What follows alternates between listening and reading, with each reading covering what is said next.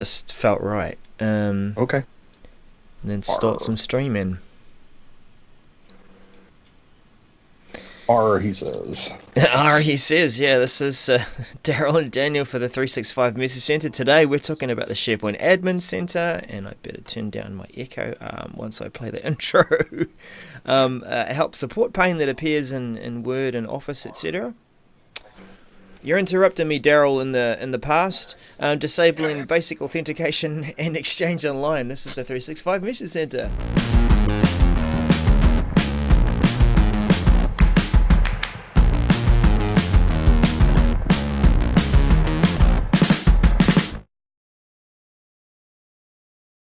Okay, that's better.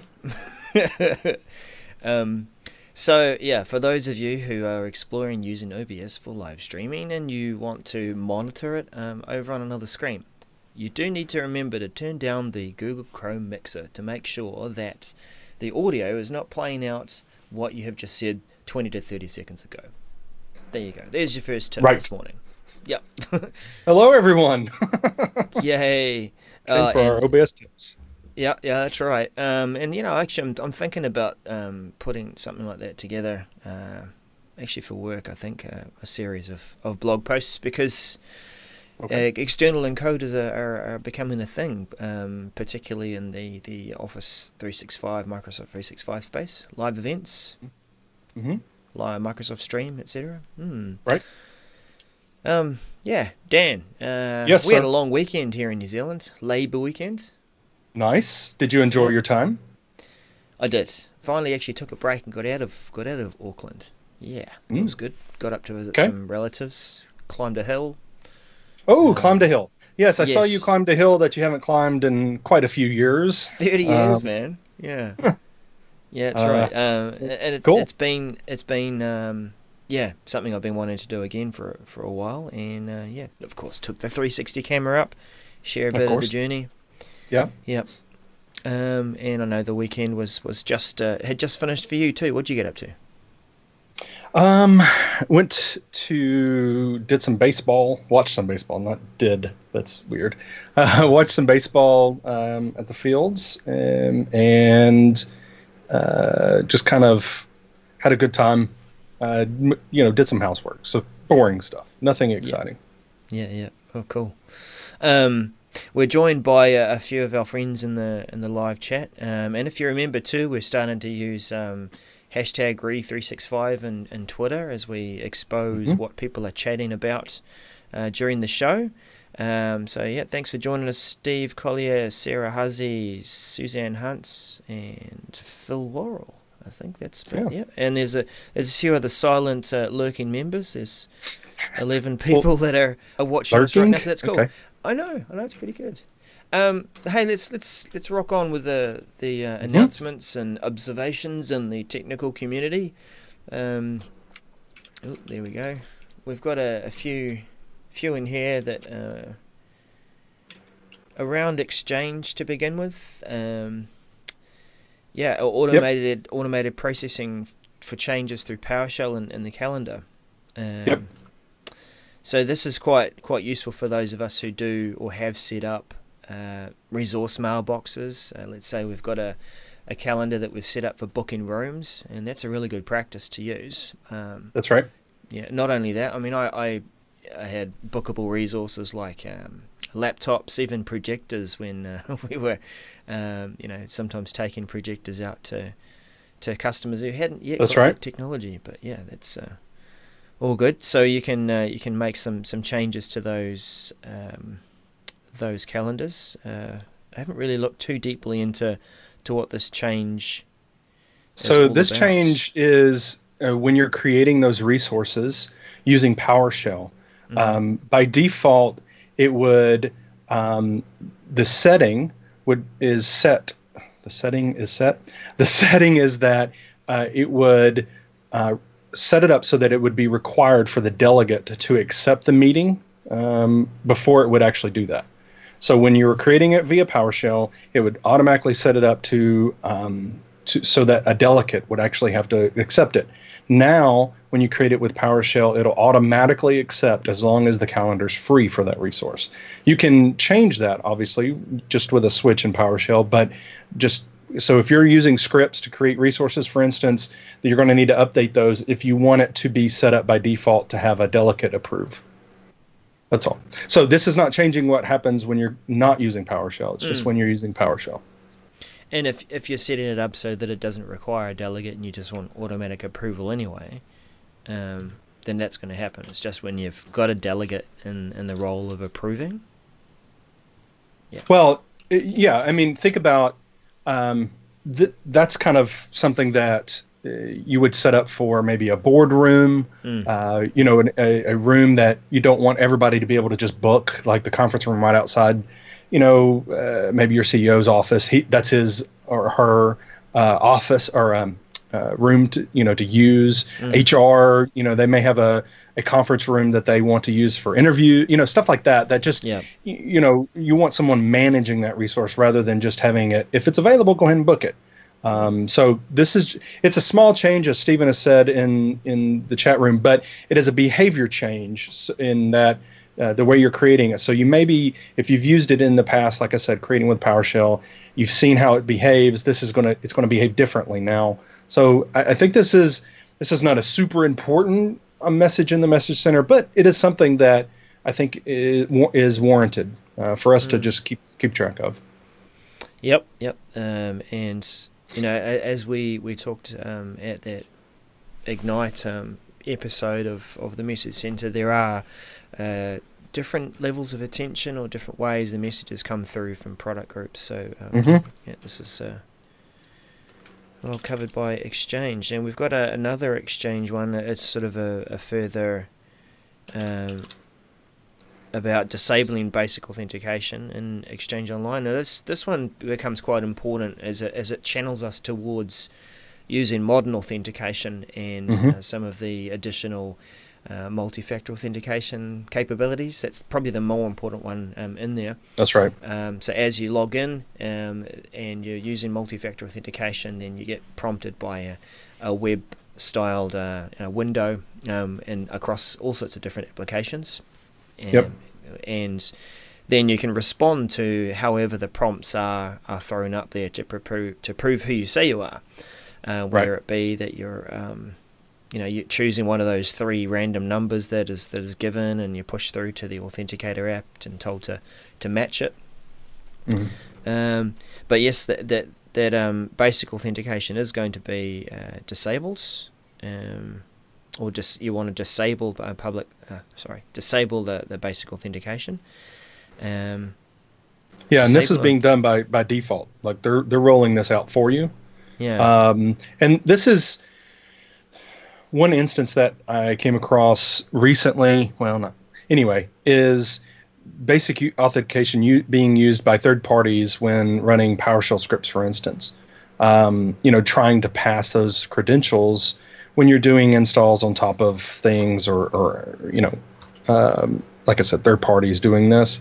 That's just one instance that you might be using basic authentication. So it needs to be updated to modern, all of those third parties with their tools, because customers are going to start doing this. And I mean, this is a great security practice, and I'm glad they're rolling it out, because obviously email is one of those that it's a large footprint for security problems.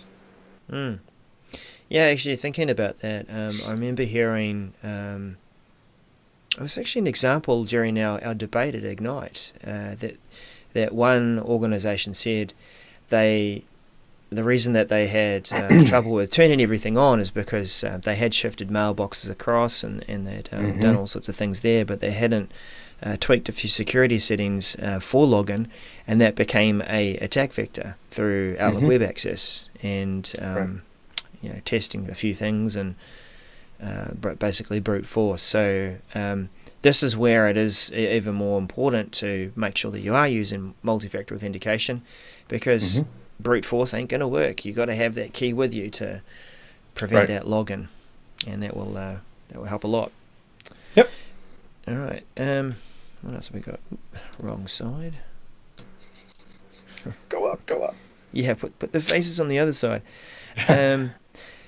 The help and support pane in the Office 365 navigation bar. I mean, I'm thinking of this not just in terms of support, but also for preparation for using Microsoft Search wherever you are. So let's, first of all, think about the search itself. It's about Office on the web. So we're not seeing it yet in the Office suite on our desktops. But the help and support bar will be positioned roughly where you'd see it in Microsoft Teams, so that you can go up and you can ask for help, or search the support pane there, and that's coming to, of course, targeted release organizations, and you'll see it today in Outlook on the web. So actually, you know what? Let's just test that. And Let's then live Outlook. dangerously. Yeah, why not? Yep. Live dangerously, yes. Hey, and have you noticed this tip? Like, I sometimes you click on some of these applications and they will open in the same pane, the same tab, and that's just an annoyance. Things, yes. Some of them work. If you hover over it, you can use this ellipsis button to say, I want to open it in a new tab. You sure can. Small tip. You could also right-click on it and do the same thing. Or control left open into an, yeah. Or, but what is bad, I think, is, me, one of my tenets, one of the big things I like is what, Darrell? Consistency. When you're using Outlook.com, that's the personal side, right? Or OneDrive, the personal side. If you do that same thing, the default behavior is when you click on it, it actually opens up in a new tab. You don't have to do what you just did. But in Office 365, the default behavior is to keep it in the same tab. It's just... Anyway. So yeah, there's our search bar in the new Outlook. I haven't switched back to the classic Outlook yet, but that's how we would expect to see it. Nicely aligned above the messages itself. Easy enough, but so from a help and support perspective, I guess I could have gone through in there and said, "Oh, can I have some help? Search and help. Help. No. Create a message. Create a Docker. Create a mobile device. Create a mobile device. Really? Create a mobile device. Office can do that. I think that this is going off to Bing search results. Wow, No. it's searching a lot of other stuff. It's actually finding. It's actually finding messages. Cover that up, Darrell. Create a mobile device. Cover that up. Minimize. I mean, do you really want to know about how to create a mobile device? I do not. No. I do not. I think one thing I wanted to mention here is I really like the idea of having that link, being able to present that link to your help desk is what the example is shown in this for this message when you go to the additional information. What I see as don't point them to your help desk, right? Point them to maybe a resource center where they can self-help, right? Trying to get some information. So I actually, when I saw this, my first thought was I'm going to incorporate this in one of my presentations on how we talk about, creating resource centers and how to go about that and make it, useful and beautiful and all of that. I'm probably going to incorporate something like this in that session because that's the perfect thing to do. Hey, present them a link, they go to it, they find information about Office 365 tools, and if they still can't find it, they maybe ask questions there. Maybe reducing the load on that first line support, right, so that they can be more productive in helping users. So anyway. Yep, and if we get that consistently across the experience, and that's where we'll find it. Yep. All right. Okay. Lastly, the SharePoint Admin Center. This is getting an upgrade. Why is this a big deal, Dan? Well, this is a big deal because anyone that has been using the current SharePoint Admin Center has had some issues finding, for instance, the sites that are created as part of Office 365 groups, or being able to determine which sites are Office 365 groups, obviously, since you can't see them. So this is a big deal. This Admin Center has been in preview for a while. So this is talking about bringing it to the masses. And I've been using it for quite a while. It's a great tool. It's advanced far greater than it used to be. I think we got on it. I want to say we got on this preview version. It's been several months ago.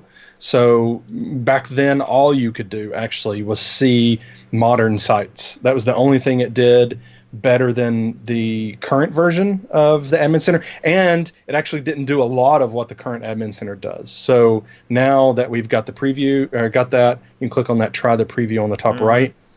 That's where it takes you to the I just want to say a quick salute to the hello old Admin Center. You've been useful for a number of years. Hello. Although, you know, the big complaint initially was, of course, when these groups and things came out, you couldn't see those in the list. Now you have got a much more useful. So, you know, I've appreciated the prompts as people come to visit these for the first time. Now, this isn't the first time I've visited it. It's just interesting. It's prompted up here again. Yes. But always good to see in product help, and I guess they may reset the switch as they make that become generally available. So bringing together, and we're going to see this pattern in each of the different services, where if you're into looking after UC, Teams, and Skype, then you see the its own admin center there, reports on activity, and being able to go in and tweak some of the settings. What I've found useful, and I've tried this out recently, is creating a hub site from here, rather than having to do it over PowerShell. So within Adopt and Embrace, created a hub site, and away we went. And just like Ian had pointed out in the chat room, being able to set some settings that you've not been able to do in the past, like time zone tenant setting, being able to say, for the tenant, here's the time zone for all sites. Of course you can change that, but being able, we Americans, we get that setting. We're like, wait a minute, that's not my time zone. And it's actually, I think it was set by default to Pacific, if I'm not mistaken. But it was Pacific for everything. Yeah. So it's like, wait, it's, that's obviously not my time zone. Obviously, it is for a bunch of people, but not for me. And every time having to change that is just annoying. So, Yep. The rest of the world very quickly gets familiar with how far to approximately scroll and then click partway up the list. That's right. You go. They hit the first letter. They hit the first letter. It jumps down to the list, and then it's eventually there. This is definitely an improvement on running things. Right, I agree. Cool. And you say that you've been using it for quite some time. What have you found to be useful in the new admin center? Well, several things as far as, when new things come out, like setting the time zone for tenant-wide has been put here. They don't put it in the old version. The ability to find groups, hub site creation, like you mentioned, all that kind of stuff. And then the usage information being shown front and center there is quite nice to see where sharing's happening. It's important to understand, and when you have your enterprise sharing governance in place, to be able to go to somewhere to see, what's going on. So that's what I like. Well, I'm going to change that default time zone thing for mine just to make sure.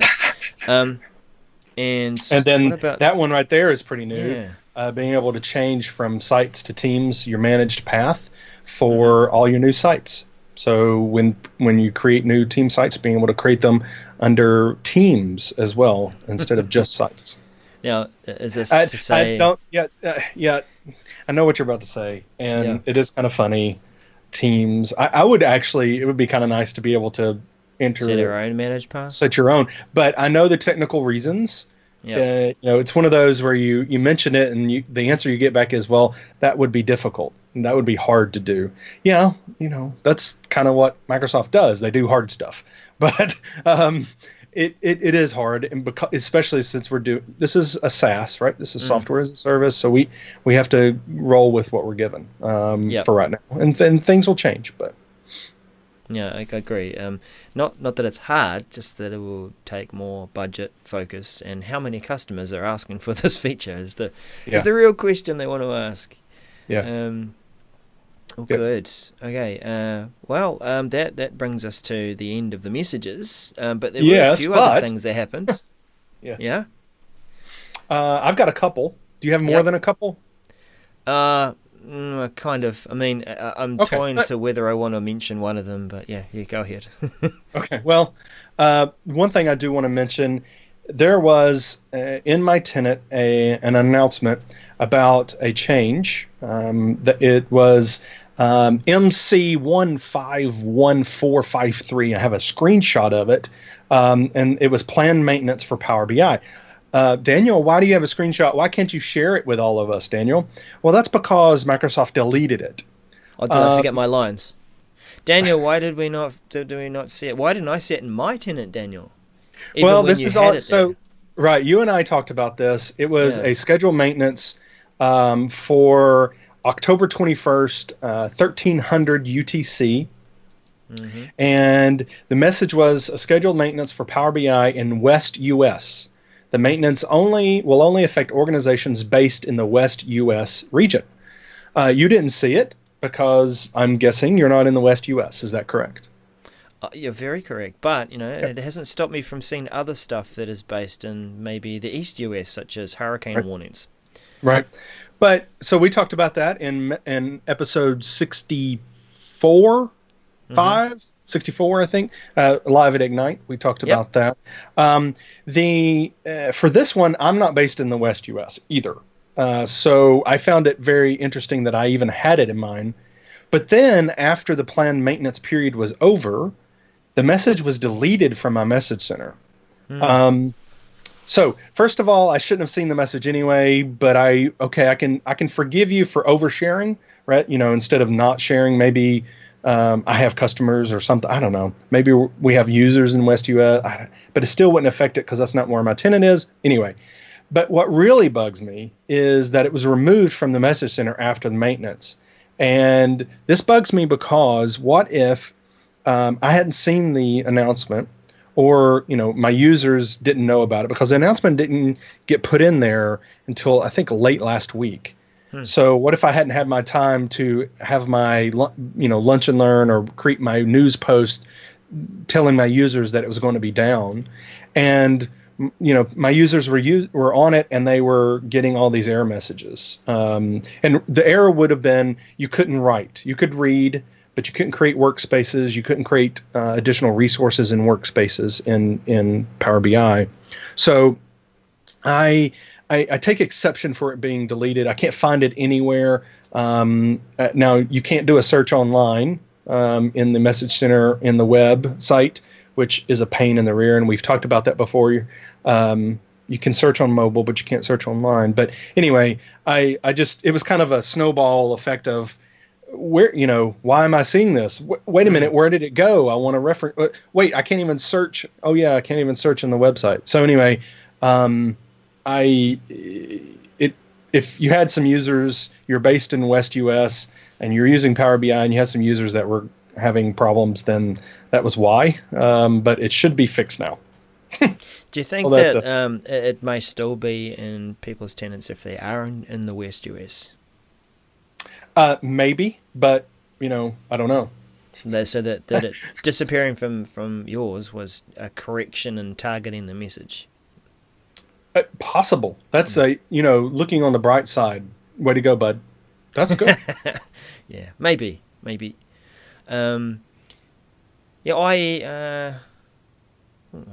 I've just noticed a preview button there for the new admin center as well. That could get interesting too. Yeah. Now, I had an interesting talk with Richard Hay in the weekend. Mm-hmm. I've seen this nearby sharing that's been activated in Windows 10 for a while now.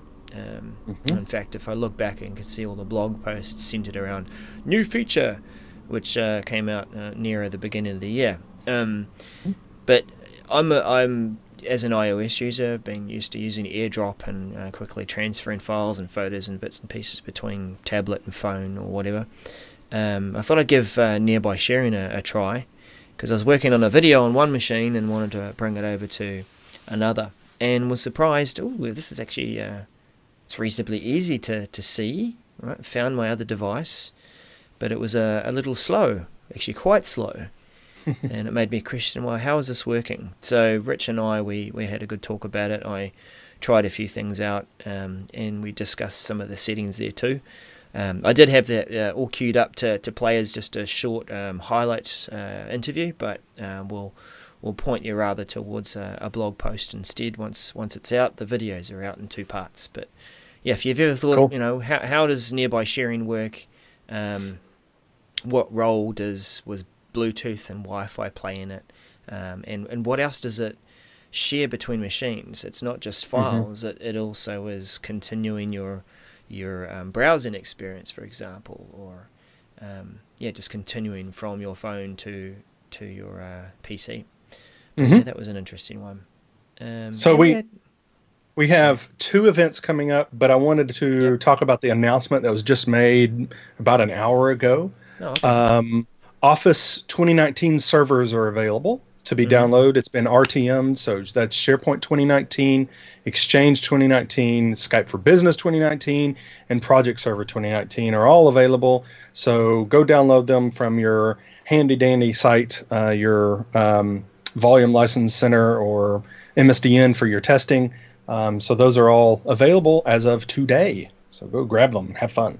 Yeah, there's the Yay, blog it's posts available. or blog home. Skype for Business, Office 2019 servers. Yep, that's on Skype. There's one. Right there is there's the central main one there from Jared for everything. Yep. So that is available for you as of today. So, Darrell, Yes. what about our couple things coming up this week? We have another debate, so we have not waited too long between debates. We had a great one at Ignite, and definitely interactive, and a great crowd that shared a lot of their opinions too. This month we're going to be talking about the new org-wide teams, and what sort of effect does that have on the outer loop, as you might say, including everyone in this org-wide team. That's the point, to bring people in automatically and have everyone part of one team. And what other options do we have there, and is there going to be some interesting behaviour going on there? So I guess we haven't actually formed any teams or sides yet. We have just got a panel. Well, yep. And we definitely have some opinions. So get in there, and so that's going to be this Thursday Pacific time at 2 p.m. Friday over here on this side of the world, but at a opportune time for a good part of the world. Yep. What else was coming up? Microsoft Whiteboard? That's right. Yeah, that's it. Yeah. That's this week too, isn't it? That is Wednesday. No, Wednesday. My Wednesday. And my Thursday. So, wow, how about that? 2 live streams in a row. In fact, it reminds me I've got to tweak the live event so that it's got the new date and time. And I'm glad I could remind you, Darrell. and republish that. There was a reason I didn't, because it had the thumbnail of the much older date and time. But yeah, 10. I think it's 8 a.m. Pacific, 10 a.m. Central my time. I believe that's right. Yeah. It was another silly time because it was trying to give an opportunity for Louisa to join from Germany. That's right. But yep, that'll be a good discussion too, because I'm already finding Microsoft Whiteboard to be super useful. I had a meeting with a reasonably large customer, and we were in the boardroom, and between myself and the other presenter, we had Whiteboard up there. We couldn't invite our people around the boardroom because you do need to be within the same tenant or using a Microsoft account. But we were already able to use it to call out and explain things between us, and I didn't have to get up out of my seat. I could just sort of, hey, can you switch over to the whiteboard and let's draw. Great. Yep, very useful. But yeah, that's that's about it in terms of the message center and a few observations. We've had some good, interesting articles in regarding 365.com, some that have sparked a bit of controversy if you've had a look at the Twitters. So, yeah. Get out there and read them. Yeah, get out there and read them. Jump in. Yeah. All right. That was our people today. This is Darrell and Daniel tonight. To now, to later. Anyway, thanks for coming. Bye for now.